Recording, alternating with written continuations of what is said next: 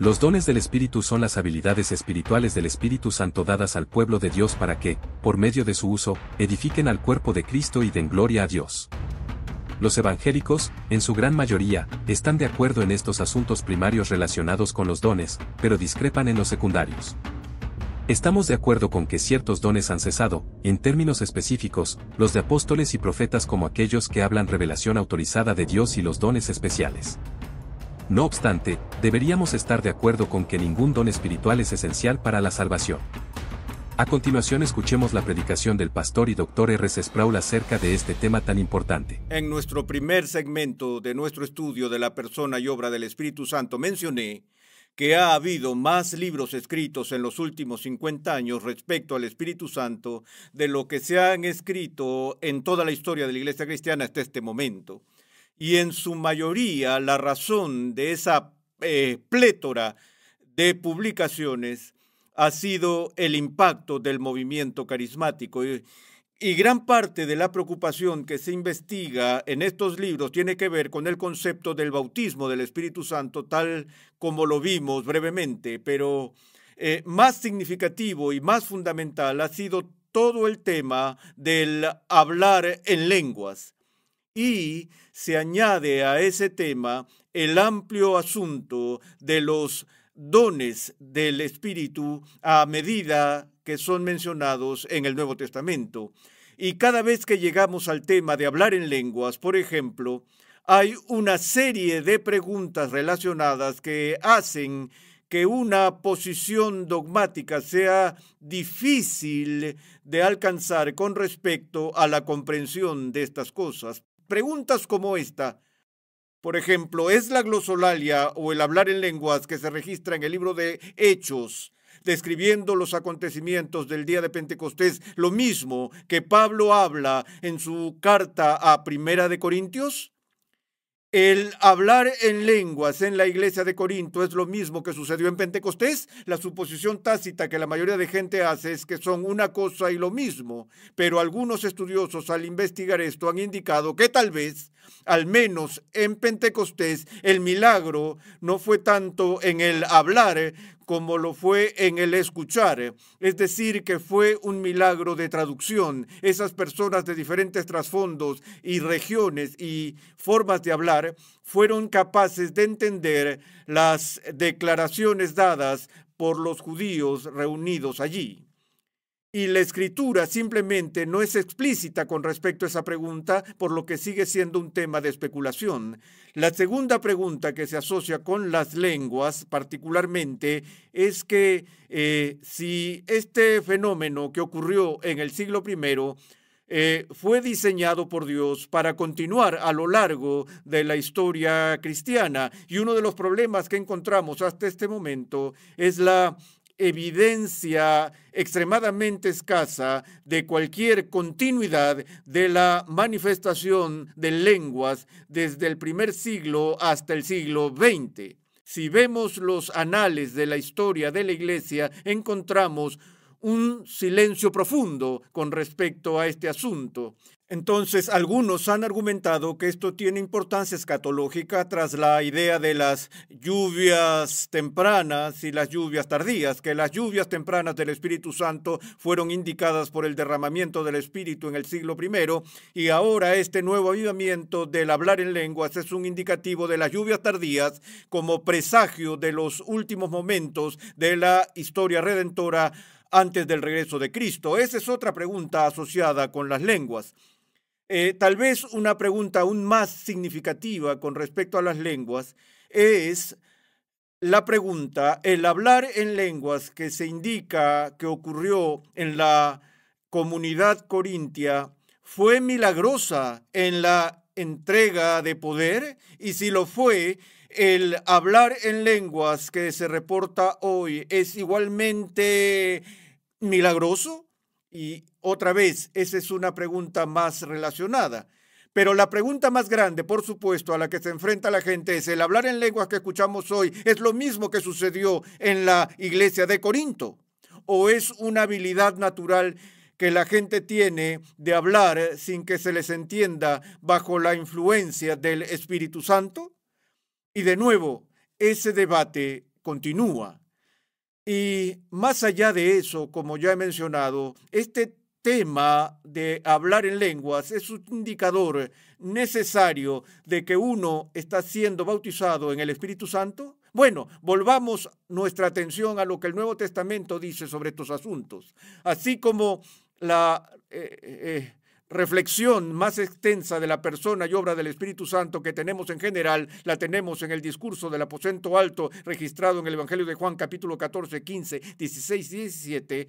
Así, el debate más largo que tenemos de los dones del Espíritu podemos encontrarlo en la primera carta de Pablo a los Corintios, en los capítulos 12, 13 y 14. Menciono esto solo para señalar de paso que uno de los capítulos más populares en toda la Biblia es 1 Corintios 13, al cual llamamos el capítulo del amor. Pero tenemos que entender que el contexto del discurso de Pablo sobre la supremacía del amor está en el mismo medio de su análisis sobre el papel de los dones espirituales. Observe cómo 1 Corintios 13 inicia: si yo hablara lenguas humanas y angélicas, pero no tengo amor y todo lo demás, entonces es parte de este discurso más amplio que empieza en el capítulo 12, donde Pablo en el capítulo 12 de 1 Corintios, versículo 1, empieza diciendo estas palabras: en cuanto a los dones espirituales, no quiero, hermanos, que seáis ignorantes. Esa es la primera expresión apostólica aquí, es que su deseo de que el pueblo de Dios sea conocedor de estas cosas y no esté actuando y comportándose con los dones del Espíritu de tal manera que demuestre ignorancia. Obviamente, cuando leemos 1 Corintios, sabemos que la iglesia de Corinto era una de las iglesias más cargadas de problemas que Pablo trató en su ministerio. Hubo todo tipo de disputas internas y formas de mal comportamiento que provocó al menos 2 cartas apostólicas que llegaron en gran parte como reproche y amonestación para corregir a la gente de los abusos de los dones que habían recibido. Y también es interesante para mí que si vas a finales del siglo I y lees la carta de Clemente a la comunidad corintia, Clemente siendo el obispo de Roma a principios de siglo, él está frustrado porque estos problemas continúan en la comunidad corintia. Y en su carta recuerda a los corintios la instrucción apostólica original que habían recibido de Pablo. Pero Pablo dice que espera, que desea que el pueblo no sea ignorante. Él dijo: sabéis que cuando erais paganos, de una manera u otra, erais arrastrados hacia los ídolos mudos. Por tanto, os hago saber que nadie hablando por el Espíritu de Dios dice Jesús es anatema, y nadie puede decir Jesús es el Señor excepto por el Espíritu Santo. Aquí está su primera porción de instrucción de los dones. Hay diversidad de dones, pero el Espíritu es el mismo. Y hay diversidad de ministerios, pero el Señor es el mismo. Y hay diversidad de operaciones, pero es el mismo Dios el que hace todas las cosas en todos, pero a cada uno se le da la manifestación del Espíritu para el bien común. Pues a uno le es dada palabra de sabiduría por el Espíritu, a otro palabra de conocimiento según el mismo Espíritu, a otro fe por el mismo Espíritu, a otro dones de sanidad por el único Espíritu, a otro poder de milagros, a otro profecía, a otro discernimiento de espíritus, a otro diversas clases de lenguas y a otro interpretación de lenguas. Ahora dudo en este punto y digamos que no hay razón para creer que cuando el apóstol enumera estos diferentes tipos específicos de dones del Espíritu, que la lista que él nos proporciona es exhaustiva. A lo que él quiere llegar aquí es que hay numerosos dones que el Espíritu da a la gente de Dios y que existe esta diversidad. Entonces, lo primero que aprendemos sobre los dones del Espíritu Santo es que son diversos. Hay muchos y variados y distintos tipos de dones que el Espíritu da a su pueblo. Y también Pablo nos instruye que el propósito de los dones del Espíritu es la edificación de todo el cuerpo. Una vez más, en el contexto de esta discusión de dones espirituales, Pablo nos da una vasta visión de la naturaleza misma de la iglesia que Cristo ha establecido, que Él ha creado una iglesia, ha dotado a su iglesia con estos dones del Espíritu Santo a fin de edificar y fortalecer todo el cuerpo. Ahora, sigue en el versículo 12, porque así como el cuerpo es uno y tiene muchos miembros, pero todos los miembros del cuerpo, aunque son muchos, constituyen un solo cuerpo, así también es Cristo. Pues por un mismo espíritu todos fuimos bautizados en un solo cuerpo, ya judíos o griegos, ya esclavos o libres, y a todos se nos dio a beber del mismo espíritu. Esto es parte de la información didáctica sobre el bautismo del Espíritu Santo que mencioné anteriormente, que el tema que Pablo está dando aquí es que todos los miembros de la Iglesia de Dios, tanto judíos como gentiles, les ha sido dado poder por el Espíritu Santo para el ministerio. También podría añadir que este texto es parte de las raíces del principio reformado que fue muy importante para Martín Lutero en el sacerdocio de todos los creyentes. Ese es un concepto que a menudo ha sido malinterpretado. Mucha gente piensa que Lutero trató de deshacerse del clero. Ese no es el caso en absoluto. Lo que estaba diciendo era que a pesar de que hay quienes están en el cargo de pastor o diácono o anciano o los otros oficios que se mencionan en el Nuevo Testamento, sin embargo, lo que Lutero estaba diciendo es que el ministerio de la Iglesia de Cristo no debe limitarse a un puñado de profesionales, pero todo el cuerpo ha sido equipado por Dios Espíritu Santo para participar en la misión de la iglesia. Entonces, no es insignificante, a mi juicio, que cuando Pablo discute los dones del Espíritu, lo hace en el contexto de la iglesia y sigue la metáfora de la iglesia como el cuerpo de Cristo, porque la iglesia es un organismo que está organizado y tiene diversas partes, al igual que el cuerpo humano tiene diversas partes. Y Pablo elabora el punto más adelante en este discurso cuando dice que cada porción del cuerpo de Cristo tiene una tarea específica que desempeñar y una habilidad que se ha dado a fin de cumplir con toda la misión de la iglesia.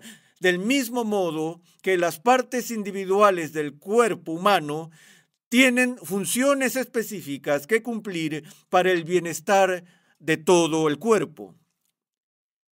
En el versículo 15 dice, o versículo 14, porque el cuerpo no es un solo miembro, sino muchos. Si el pie dijera, porque no soy mano, no soy parte del cuerpo, no por eso deja de ser parte del cuerpo. Y si el oído dijera, porque no soy ojo, no soy parte del cuerpo, no por eso deja de ser parte del cuerpo. Si todo el cuerpo fuera ojo, ¿qué sería del oído? Ahora aquí Pablo está usando una vieja forma argumentativa llamada el argumento reductio ad absurdum, donde lleva el razonamiento de la gente a su conclusión lógica y muestra que los resultados son absurdos.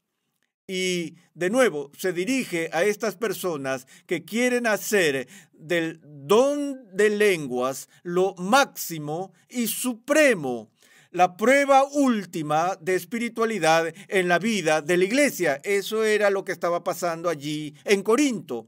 Y Pablo está diciendo, si quieres hacer de las lenguas el único don significativo, eso sería como decir que todo el cuerpo debería ser un ojo. Y eso nos haría muy agudos en nuestra visión, pero al mismo tiempo seríamos sordos y mudos. Entonces Pablo está tratando de mostrar la locura de ese tipo de pensamiento. Si todo fuera oído, ¿qué sería del olfato? Ahora bien, Dios ha colocado a cada uno de los miembros en el cuerpo según le agradó. Y luego continúa en el versículo 27. Ahora bien, vosotros sois el cuerpo de Cristo y cada uno individualmente un miembro de él. Y en la iglesia Dios ha designado primeramente apóstoles, en segundo lugar profetas, en tercer lugar maestros, luego milagros, después dones de sanidad, ayudas, administraciones, diversas clases de lenguas. Ahora, es significativo que las lenguas se mencionan al final de una lista que empieza con los apóstoles siendo mencionados primero, porque sabemos que el oficio apostólico en el Nuevo Testamento es el oficio principal o mayor y la función de autoridad. Y entonces luego él pregunta retóricamente, ¿son todos apóstoles? Y la única respuesta que se puede dar de acuerdo con la estructura del griego aquí es no. ¿Son todos profetas? Y la respuesta debe ser no. ¿Son todos maestros? La respuesta otra vez debe ser no. ¿Son todos obradores de milagros? Una vez más la respuesta gramaticalmente debe ser no. ¿Tienen todos dones de sanidad? ¿Hablan todos en lenguas? Y la estructura del griego aquí, cuando se da una pregunta retórica en esta forma, te dice cuál debe ser la respuesta a la pregunta retórica. Y cuando dice ¿hablan todos en lenguas? La respuesta es no. Así que lo primero que tenemos es la enseñanza apostólica de que no todos en el cuerpo de Cristo han sido dotados de lenguas. Aunque Pablo más tarde expresa su deseo apostólico, de nuevo, a modo de argumento ad hominem, él dice, deseo que todo el mundo hable en lenguas, pero eso es contrario a su declaración, por supuesto, de que no todo el mundo habla en lenguas, o incluso debe hablar en lenguas. Pero él dice, desead ardientemente los mejores dones, y aún yo os muestro un camino más excelente. Ahora escuche esas palabras, desead ardientemente los mejores dones, y aún yo os muestro un camino más excelente. Esas son las palabras que preceden inmediatamente a la declaración, si yo hablara lenguas humanas y angélicas, pero no tengo amor, he llegado a ser como metal que resuena o címbalo que retiñe, donde el apóstol está dejando muy claro que el don del amor es mucho más importante para el pueblo de Dios que estos dones más espectaculares. En el versículo 8 del capítulo 13, el amor nunca deja de ser, pero si hay dones de profecía se acabarán, si hay lenguas cesarán, si hay conocimiento se acabará y así sucesivamente. Y luego en el capítulo 14 obtenemos el kit de su instrucción, capítulo 14. Procurad alcanzar el amor, pero también desead ardientemente los dones espirituales, sobre todo que profeticéis. Ahora hay que dar una explicación aquí. De nuevo, la pregunta es, ¿qué quiere decir el apóstol con don de profecía? Y está animando a la gente a profetizar. Está usando el término profecía en el sentido específico de ser un agente de revelación, como lo fueron los profetas del Antiguo Testamento o lo fueron los apóstoles del Nuevo Testamento. No lo creo, y la gran mayoría de los comentarios del Nuevo Testamento creo estarían de acuerdo aquí en que cuando Pablo está alentando a la gente a profetizar, se refiere a poder articular y comunicar verbalmente la verdad de Dios.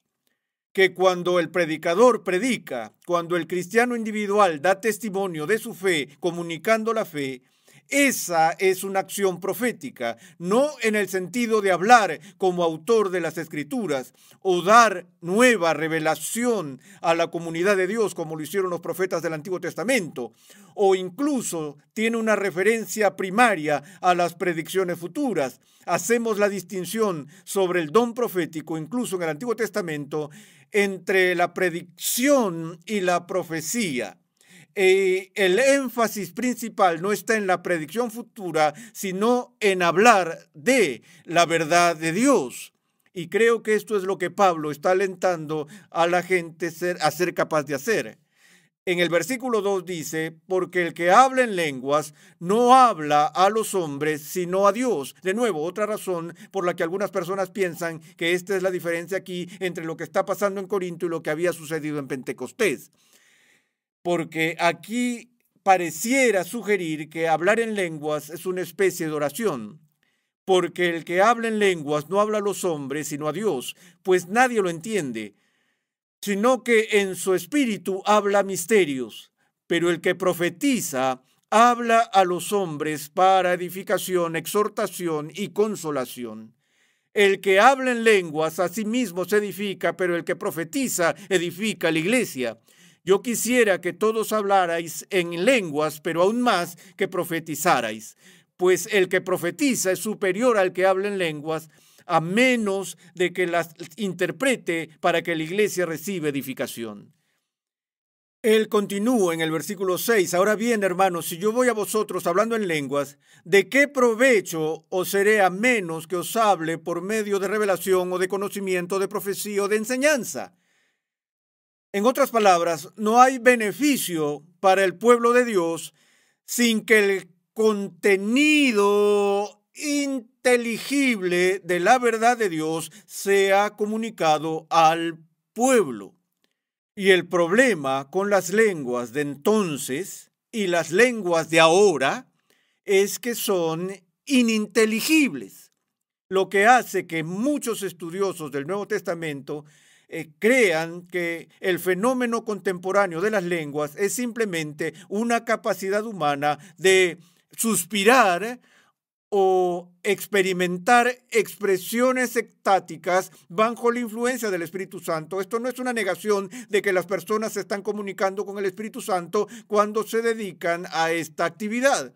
Pero la idea es que no requiere ninguna habilitación milagrosa para hacerlo. Uno de los problemas que enfrentamos con este fenómeno de las lenguas en nuestros días es que hay múltiples registros de esta práctica encontradas entre religiones paganas, grupos paganos y otros grupos no cristianos, sectas, por ejemplo, como mormones y personas de este tipo que niegan la deidad de Cristo y sin embargo afirman tener estabilidad y en sus registros de sus expresiones no hay diferencia discernible entre lo que están haciendo y lo que los cristianos están haciendo en su vida de oración bajo la influencia del Espíritu Santo.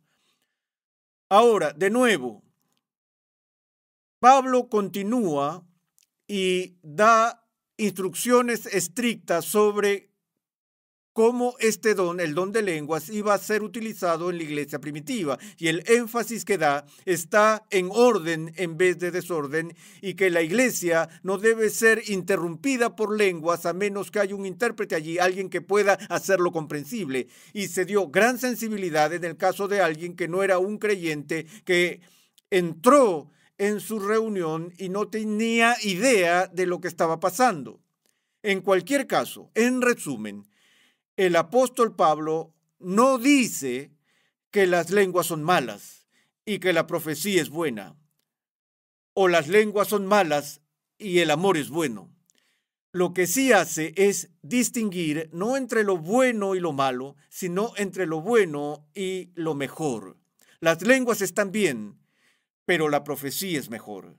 ¿Quieres orar en lenguas? Bien, pero desea los dones superiores del Espíritu para la edificación de la iglesia. Y así, la gran advertencia para nosotros hoy, la conclusión es que no exaltamos este don en particular, aunque sea lo mismo que sucedió en la comunidad corintia, al nivel de hacerlo una especie de señal de superespiritualidad o de entrega de poder especial de Dios.